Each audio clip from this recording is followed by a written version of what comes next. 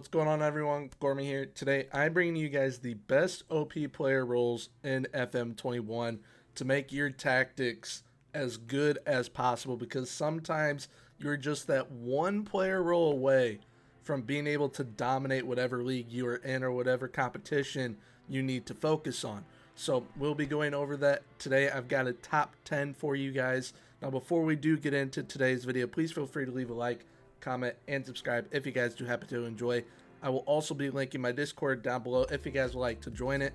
I post my tactics in there before they do go live here on the channel, and also we got a great community over there, so if you guys like to be a part of it, feel free to join. And without further ado, let's get into it.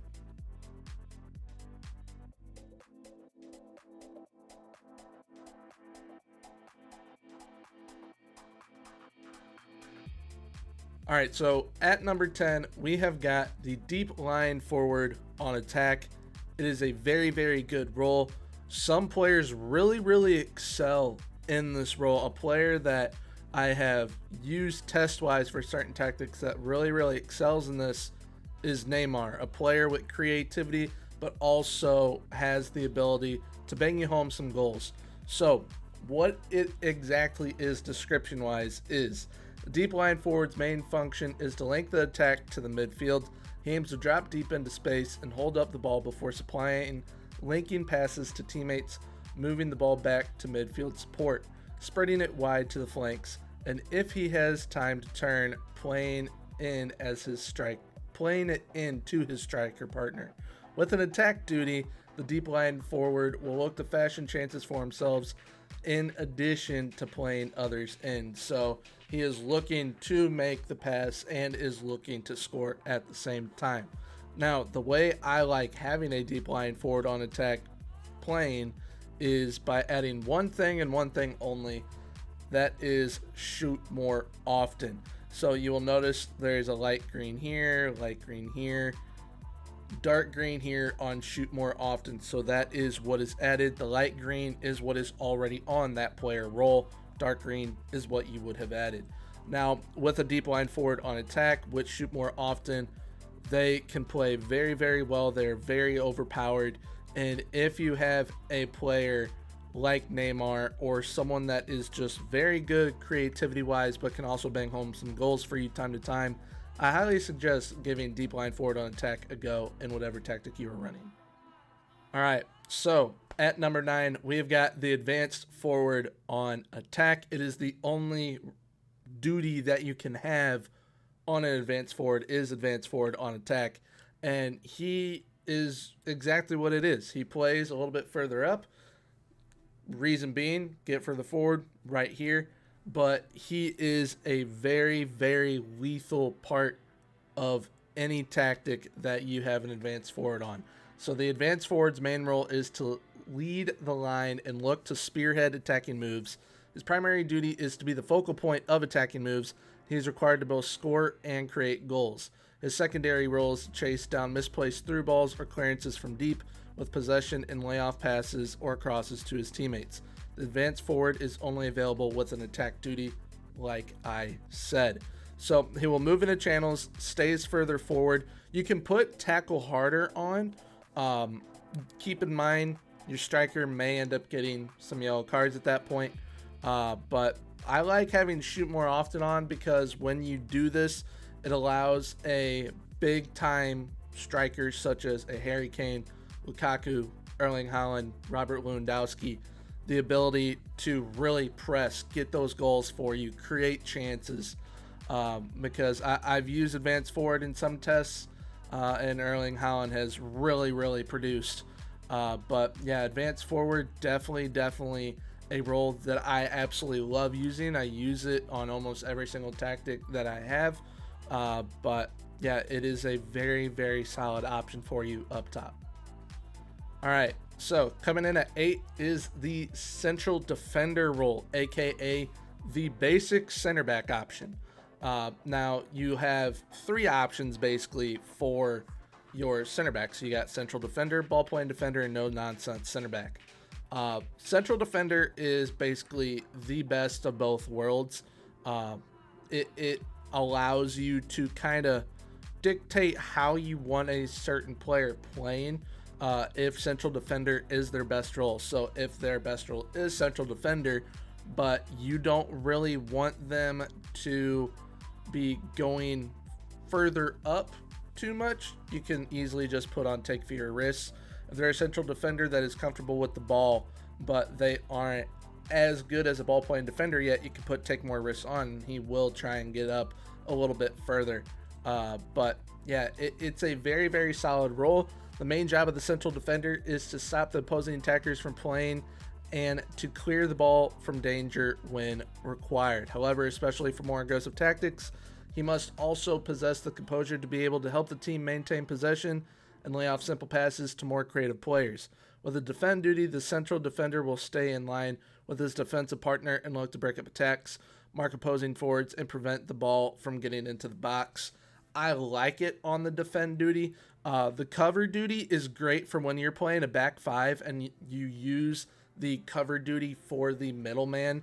It allows some mobility, I guess, back there. And it's a very, very solid role. And I definitely prefer central defender over no-nonsense center back because a lot of the time your center back, it does what it says. No-nonsense center back. They clear the ball away. They aren't comfortable with the ball at their feet. They just want it gone from within their vicinity. Whereas a central defender, they are kind of cool with having the ball, but aren't going to be as, I guess, flashy as a ball-playing defender would be. All right, next up at 7, we have got the Advanced Playmaker. Now, the Advanced Playmaker, I like either on the support duty or the attack duty. It is very, very solid in the midfield, but personally, when I use it, I like having them as an attacking mid. Very, very solid role to use. It allows big-time playmakers the ability to just absolutely dominate any game. I mean, any game. So the advanced playmaker can operate in the central midfield, attacking midfield, or wide forward positions. So you can have an advanced playmaker as a winger. I highly suggest that you use it in the central midfield or attacking midfield, though. The advanced playmaker aims to drop into the holes between the opposition's midfield and defense, making himself available for his teammates' passes and aiming to turn defense into attack in an instant. With a support duty, the advanced playmaker will stay in the hole and look to spray passes to support players and forwards. And then when on attack, the advanced playmaker will look to run at the defense line from deeper positions, aiming to craft out crossing or through ball opportunities as he moves into the final third. So basically, no matter what, he's going to shoot less often, but when on attack, he is going to dribble more. When in support, you can have him on dribble less, so he focuses more on passing, or you can still have him on dribble more. He will play somewhat like an advanced playmaker on attack, but is still going to stay in those holes, picking up those loose balls and distributing it as quick as possible. A player that I really, really like in that role that is absolutely elite is Bruno Fernandes. He is very, very good at that role. All right, so next up at 6, we've got the deep line playmaker on the defend duty. So you can have them on support. I prefer them on defend. I don't know why it is, but I feel a deep line playmaker on defend is so good. It is so good. When I was doing my Wrexham save, I had a player by the name of Reagan Booty. I played him as a deep line playmaker on defend his entire career with us, and he was absolutely absurd with the chances that he would create. Because, yes, the duty and mentality, as you can see, defend and defensive. But they're still back there and can see opportunities that need to be created, and they will throw in those long balls, and they are very, very good at doing their job. But a deep line playmaker operates in the space between the defense and the midfield and aims to initiate attacking moves via pinpoint passes to players positioned higher up the field. Although primarily a creative player, the deep line playmaker also has to be competent in the art of defense. In a defend duty, the deep line playmaker will fulfill extra defensive responsibilities by holding position in front of the defense and will rarely look to support attacks. Now, when it says rarely look to support attacks, That is getting forward. That doesn't mean, oh, I'm not going to throw this ball all the way up there where I know a winger or our striker can get to it. It is, okay, I'm going to get to around midfield or on the edge of the box potentially, and then I'm going to stay there. Then as soon as we lose possession, I'm hauling back. All right, so coming in at number 5, this one has really, really grown on me. It is the central midfield role, but on the attack duties. So as central midfielder, either on attack, support, or defend, you literally get to create your own role. So if you want it to be labeled as a central midfielder and you want it playing like an advanced playmaker, a deep line playmaker, a Mazzala, whatever you want, you can technically just make it as a central midfielder. But with a central midfielder, highly recommend trying it on attack.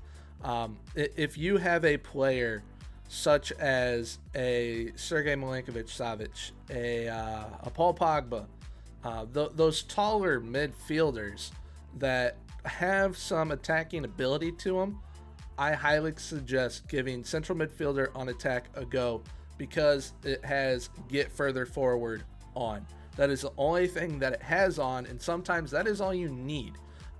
If you can get them to really, really work in your tactic that you are using, I highly suggest trying a central midfielder on attack because it can allow a player like Paul Pogba or Sergei Milinkovic-Savic to get forward. You have a wingback or a winger crossing in the ball.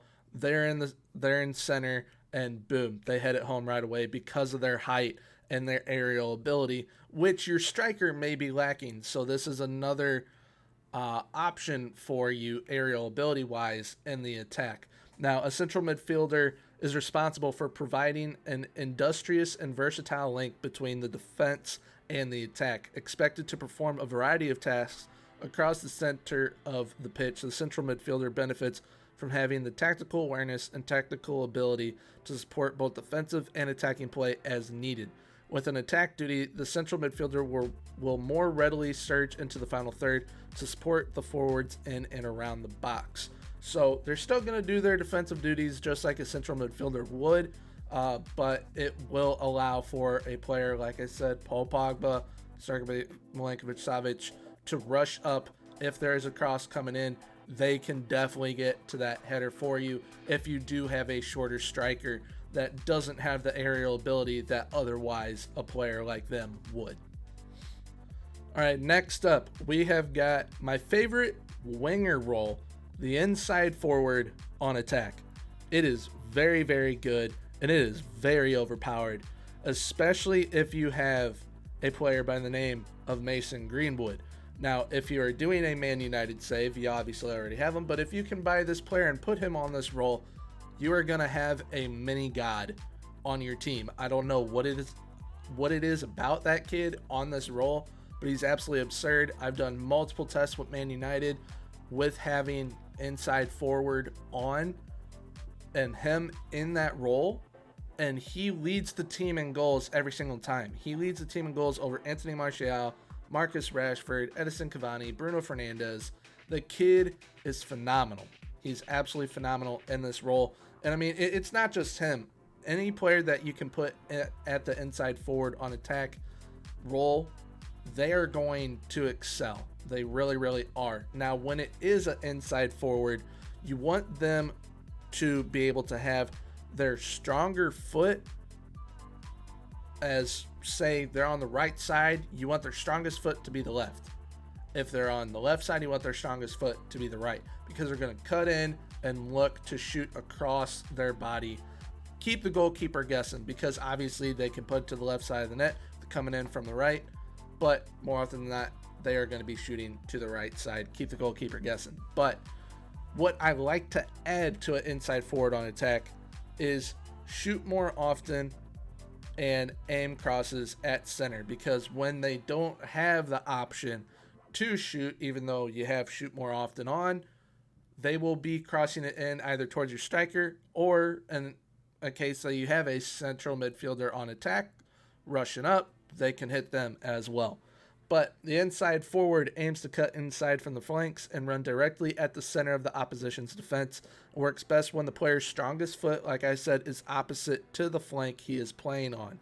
The movement can open up space for overlapping fullbacks, as well as overloading a retreating defender, although it can also end up with the player running into cul-de-sacs. With an attack duty, the inside forward will run directly at the defense with the options of shooting, passing, or crossing as he moves into the final third. That is why when you have shoot more often on, and they are lethal like a Mason Greenwood, or lethal like a Lorenzo Insigne, or a Chiesa, they are really, really going to be able to take advantage of a role such as the inside forward on attack. Next up at number 3, we have got the Shadow Striker on attack. That is the only duty you can have a Shadow Striker on, is on attack.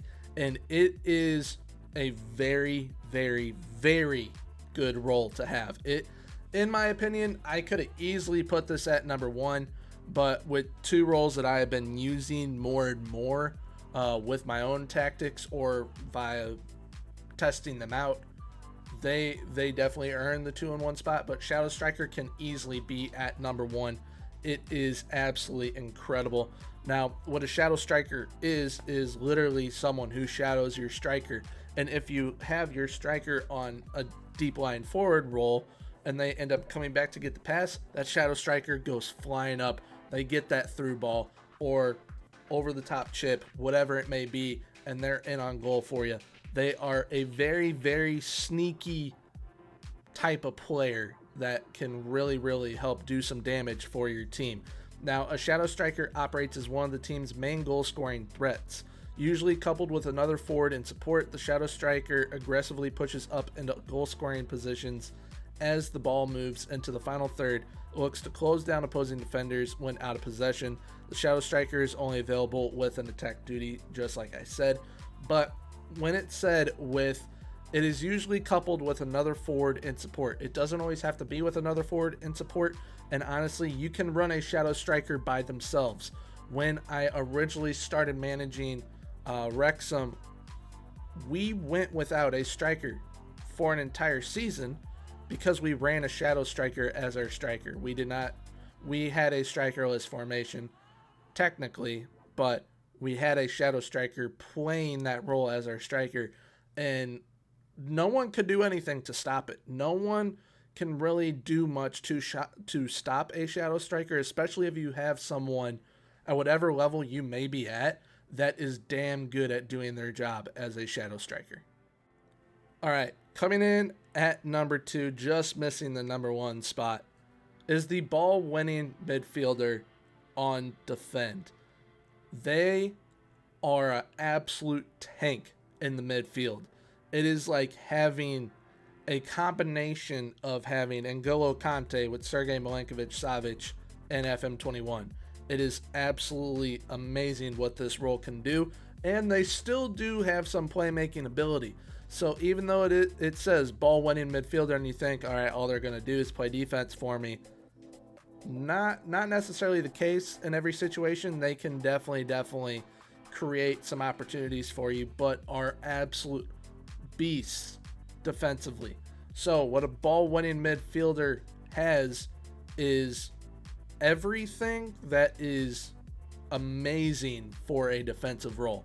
Tackle harder, hold position, you dribble less, so focusing more on passing, shoot less often, focusing more on passing, and they take fewer risks, so they are smart about what they are doing. Now, playing in central midfield, the ball-winning midfielder's main function is to close down the opposition and win the ball. However, he also needs the technical skills to help the team keep possession and fashion out chances for players with attacking roles. With a defend duty, the ball-winning midfielder looks to win the ball in the central midfield and quickly lay it off to a more creative player. Now, you can run a ball-winning midfielder on support. It'll kind of do the same thing, but I prefer ball-winning midfielder on defend, especially if you have a player like McTominay at Man U and you lay it off to a player like Pogba or Bruno Fernandes. Both definitely more creative than him, so this would work very, very well. Or even a player like Fred, laying it off from Fred to Pogba or Bruno Fernandes. It would be very, very good. But yeah, the ball-winning midfielder is a phenomenal role to implement into any tactic you are using. All right, coming in at the number 1 spot, we have got the complete wingback on support.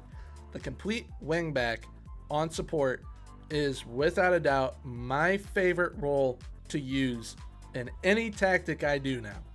It is absolutely phenomenal. It is the best of every world and every universe.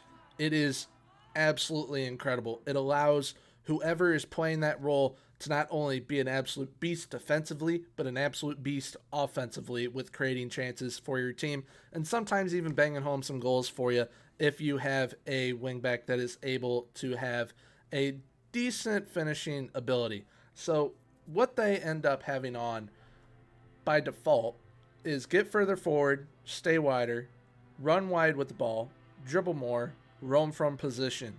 I like adding cross more often and end crosses at center, because when you are playing with either a 2-striker formation or a system that has a center mid on attack and a tall striker, you can definitely be able to hit those players more often than not with your complete wingbacks, and they can have double-digit assist seasons every single season for you.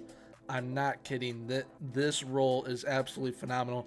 It can turn a decent defender into a solid attacking option, and it can turn a solid player into a great player. Players that I think of when I see the complete wingback play in game is a player like Luke Shaw or a player like Rafael Guerrero. They are very good at both sides of the ball, and they are absolutely lethal. I mean lethal with creative ability. Now, you can aim the crosses either at the near post or the far post if need be, if that is where you have your players making your runs, and they will still be able to do the exact same thing as if they were aiming the crosses at center. But if you do want them playing more defensive, you can easily take off cross more often, put on nothing, because apparently you can't do cross less often. I thought you could do that with them.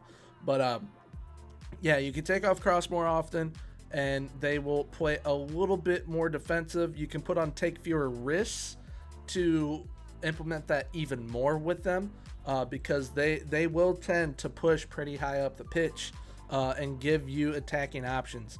But a complete wingback loves to attack. While he is capable of occupying his defensive duties, his natural inclination is to affect the game in the opposition's defensive third by roaming from his position.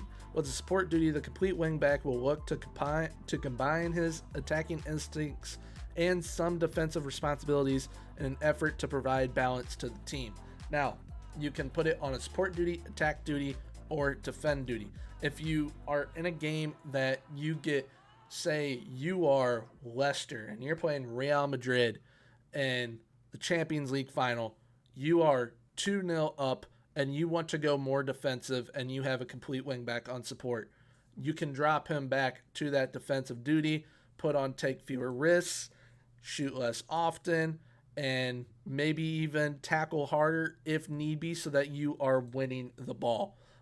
But yeah, that is it for this video. I hope you guys did enjoy. These are the top 10 most OP roles, in my opinion, that I have used this year. They are absolutely phenomenal. I'll be having another video like this in FM22.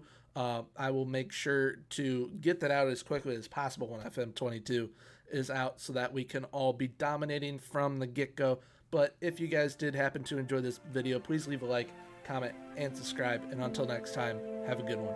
Bye-bye.